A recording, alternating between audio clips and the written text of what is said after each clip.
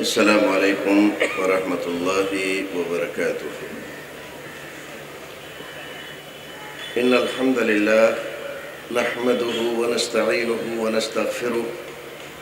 ونعوذ باللہ من شرور انفسنا ومن سیئات اعمالنا من يهده الله فلا مضل له ومن يضلل فلا هادي له وأشهد أن لا إله إلا الله وأشهد أن محمدا عبده ورسوله أما بعد فأعوذ بالله السميع العليم من الشيطان الرجيم بسم الله الرحمن الرحيم وذكر فإن الذكرى تنفع المؤمنين۔ جناب صدر، معزز علماء کرام، دور دراز سے تشریف لائے ہوئے جماعت اہل حدیث سے وابستگی رکھنے والے، کتاب و سنت کو اپنی متاع گراں مایہ سمجھنے والے بزرگوں، عزیزوں، دوستوں اور میرے بھائیوں، قرآن شریف میں اللہ رب العزت نے اپنے نبی کو فرمایا، اے نبی ان کو تذکیر کیجئے، کیونکہ ایمان والوں کو تذکیر سے فائدہ ہوتا ہے۔ میں سب سے پہلے اپنے آپ کو اور پھر آپ تمام حضرات کو اللہ رب العزت کا تقوی اختیار کرنے کی یاد دہانی کراتا ہوں۔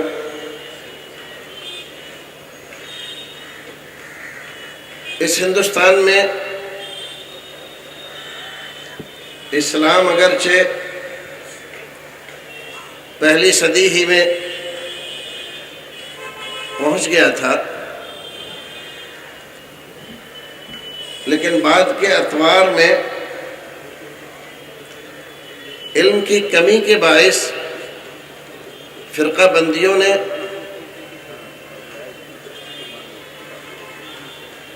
اور عادات و اطوار نے اور رسم و رواج نے اور جاہلی اور طبقاتی منوادی نظام کے پرستاروں نے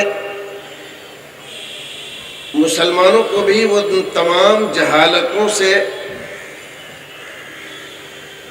اچھی طرح آگاہ کر دیا، بلکہ ان کا خوگر بنا دیا، جو یہاں کے رہنے بسنے والوں میں ہزاروں سالوں سے چلی آ رہی تھی۔ باوجود اس کے کہ حکمرانی مسلمانوں کی تھی، لیکن اسلام حکمراں نہیں تھا۔ باوجود اس کے کہ ہم دعویٰ یہ کرتے تھے کہ ہم مسلمان ہیں، لیکن قرآن پڑھنے اور قرآن سمجھنے کے لیے نہ ہمارے پاس وقت تھا، نہ اس کے لیے کوئی اہتمام تھا، نہ انتظام تھا، نہ اس کے لیے علماء تھے، نہ مدارس تھے۔ چند مخصوص خاندان تھے جن تک اسلام کی یہ بڑی نعمتیں سمٹ کر رہ گئی تھی۔ ان حالات نے اسلام کی اصل فضیلتوں کو چھپا دیا،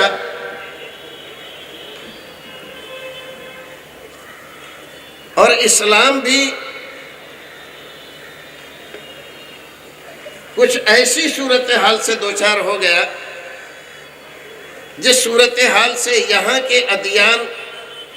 اور یہاں کے دھرم دوچار تھے۔ ایک طرف برہمنیت تھی، ایک طرف خشک درگاہوں کے سہارے ملائیت تھی، جس میں کتاب و سنت کے لیے کوئی جگہ باقی نہیں تھی۔ مدارس عربیہ میں قرآن شریف کی تعلیم اس لیے نہیں ہوتی تھی کہ اس سے ہم اپنی زندگی کو سمجھیں اور زندگی کو سدھاریں، صرف ثواب کے لیے، اور کوئی عزیز مر جائے تو اس کو بخشوانے کے لیے، قسم اٹھانے کے لیے، اور کبھی کبھی اس کو جزدان میں بند کر کے عطر لگا کر چوم کر اوپر کے طاق میں رکھ دینے کے لیے۔ احادیث کے ساتھ بے اعتنائی کا یہ معاملہ تھا کہ یہاں نصاب میں احادیث کی کتابیں داخل نہیں تھیں، بڑے عجیب حالات تھے۔ وہ تمام رسمیں جو یہاں ہندوستان میں غیر مسلم انجام دیتے تھے، وہ ساری رسمیں ہم نام کے مسلمانوں کے یہاں بھی ہوتی تھی، صرف ان کا نام بدلا ہوا تھا۔ مرنے کے بعد ساری ان رسموں کو ہم نے زندہ کر دیا تھا اپنے یہاں، جن کا کوئی اسلام میں تصور نہیں تھا، اور شادی بیاہ میں بھی دوار بار سے لے کر صحرا، کنگنات اور تیل اتارنا، یہ ساری چیزیں ہمارے گھروں میں رائج تھیں۔ نام اسلام کا تھا، لیکن اسلام دور دور تک نظر نہیں آتا تھا۔ ایسے میں اللہ رب العزت کی غیرت کو جوش آیا، اور اس نے کچھ مخلص بندے اللہ رب العزت کے پیدا فرمائے۔ اللہ رب العزت کی ہزار ہزار رحمتیں ہوں ان پر۔ حضرت شاہ ولی اللہ محدث دہلوی رحمۃ اللہ علیہ کے خانوادے نے اس ہندوستان میں قرآن کی تعلیمات کو عام کرنے کے لیے سب سے پہلے فارسی میں قرآن کا ترجمہ کیا۔ بہت ہنگامے ہوئے، ان کو قتل کرنے کی سازشیں ہوئیں، تلواریں لے کر مسجد فتح پوری میں لوگ ان کو قتل کرنے کے لیے گھس گئے۔ کچھ لوگوں نے ان کو بڑی مشکل سے بچایا، اور 2.5-3 مہینے ان کو دلی سے اٹھا کر پھلت میں بھیج دیا کہ وہاں پر گزاریے، جب یہ جوش جذبہ، یہ مخالفت ٹھنڈی ہو جائے تو پھر آئیے گا۔ پھر ان کے ابناء نے قرآن شریف کا ترجمہ کیا اردو میں، ایک محاوراتی ترجمہ اور ایک لفظی ترجمہ، اور پھر ہندوستان میں ترجموں کی بنیاد پڑ گئی۔ پھر آپ کی جماعت کے جیالوں نے اس ہندوستان میں سنت کی حفاظت کا بیڑا اٹھایا، رسم و رواج کے خلاف تحریکیں چلائیں، اور یہاں پر جو بہت ساری بدبودار رسمیں ہمارے گھروں میں جاری تھیں، اگر کسی لڑکی کی شادی کے بعد بدقسمتی سے اس کے شوہر کا انتقال ہو جائے، ایکسیڈنٹ ہو جائے، ناگہانی کسی آفت میں گرفتار ہو کے مر جائے، تو دوبارہ اس کی شادی نہیں ہوتی تھی۔ یہ ساری رسمیں آپ کے بزرگوں نے اس ہندوستان میں تحریک چلا کر ختم کی، اور ہزاروں رسمیں ان لوگوں نے اس ہندوستان سے دور کرنے میں کامیابی حاصل کی۔ لیکن یہ نہ سمجھے کہ یہ بہت آسان کام تھا۔ ان کو گھروں سے نکالا گیا، میراث سے محروم کیا گیا، ان کے سر پھوڑے گئے، ان کے خلاف مقدمات کیے گئے، ان کو بدنام کیا گیا، الزام تراشیاں اور بہتان بازیاں کی گئیں۔ رفع الیدین کرنے پر مسجد میں رکھی ہوئی رحلوں سے ان کے ہاتھ توڑ دیے گئے، آمین کہنے پر ان کو مسجد میں دھکے دے کر نکال دیا گیا۔ یہ سب کچھ ہوتا رہا، لیکن ان اللہ کے بندوں نے کبھی بھی سنت سے منہ نہیں موڑا، یہ ساری پریشانیاں برداشت کی، گھر بار لٹا دیے، علاقے چھوڑ دیے، بیوی بچے چھین لیے گئے، لیکن انہوں نے کبھی اللہ کے ساتھ اور رسول اللہ کے ساتھ کبھی بے وفائی نہیں کی۔ آج میں آپ حضرات کو اسی بات کو یاد دلانا چاہتا ہوں۔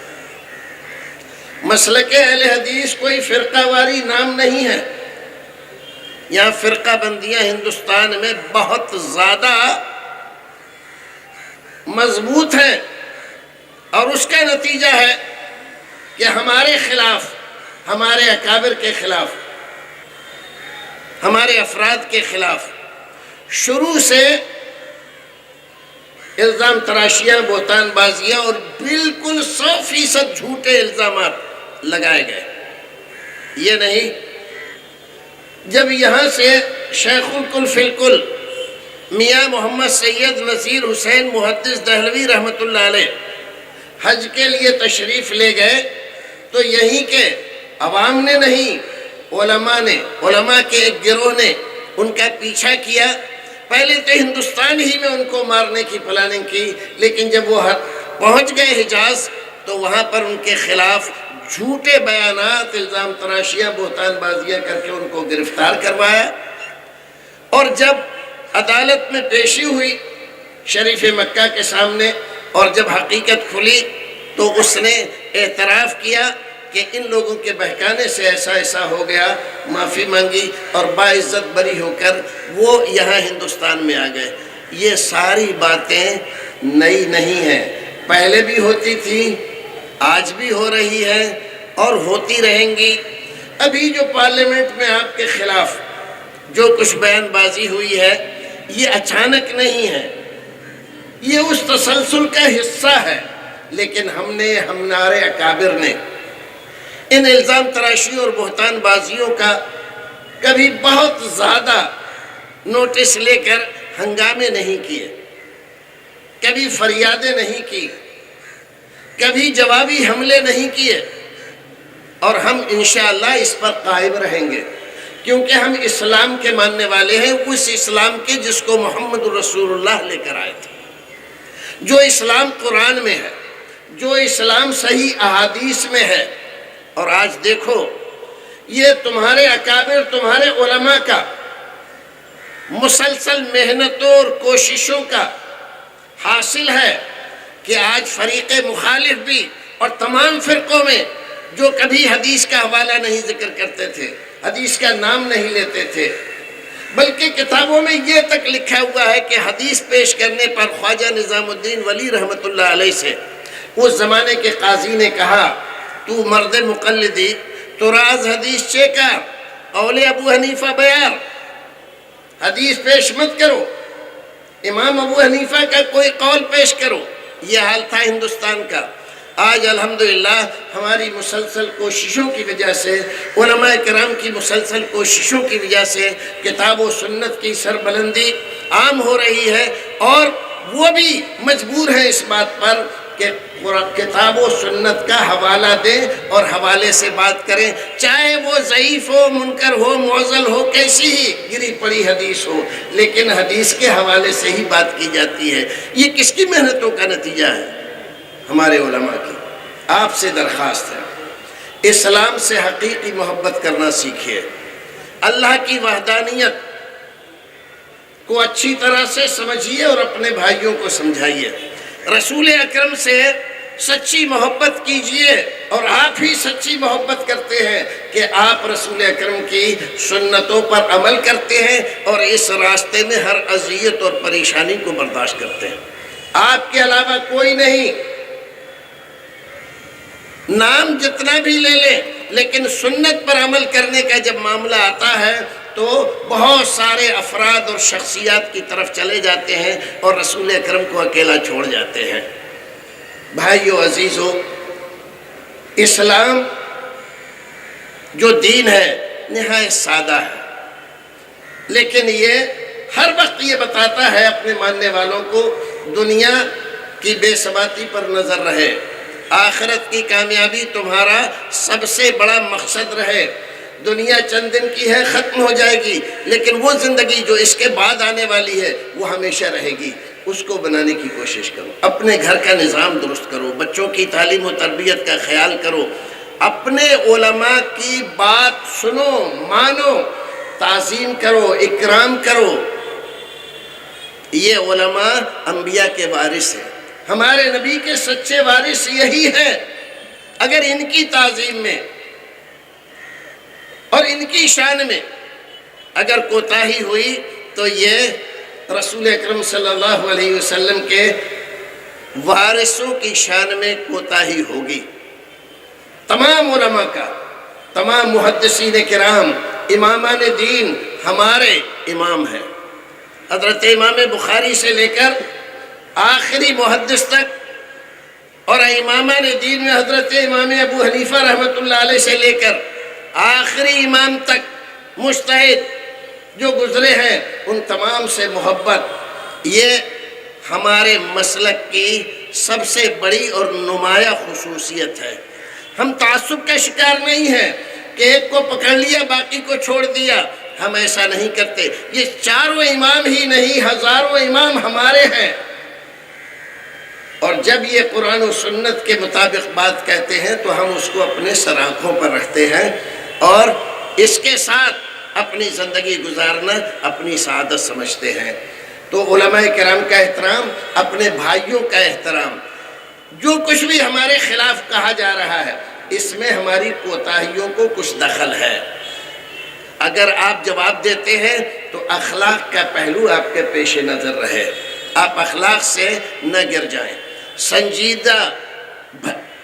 بن کر، رسول اکرم کا فرما بردار بن کر، آپ کے اخلاق کا ایک حصہ نہیں بڑا حصہ آپ کے اندر ہونا چاہیے، کردار میں، گفتار میں، بات چیت میں، فہم مسائل میں، ہر ایک چیز میں رسول اکرم اور صحابہ کرام کے طرز عمل کو اختیار کرنا، یہی مسلک اہل حدیث ہے۔ کوئی اس کو مانتا ہے بہت اچھا ہے، نہیں مانتا ہے تو ہم اس کے لیے دعا کرتے ہیں کہ پروردگار اس کو توفیق دے کہ وہ صحیح اور حقیقی اسلام کو سمجھ سکے۔ پروردگار ہمیں اور آپ کو نیک عمل کرنے کی توفیق عطا فرمائے، جب تک دنیا میں رکھے ایمان و سلامتی کے ساتھ رکھے، اور جب دنیا سے لے جائے ایمان و سلامتی کے ساتھ لے جائے۔ پروردگار مال خوب کمائیے لیکن اپنے مال میں ایک حصہ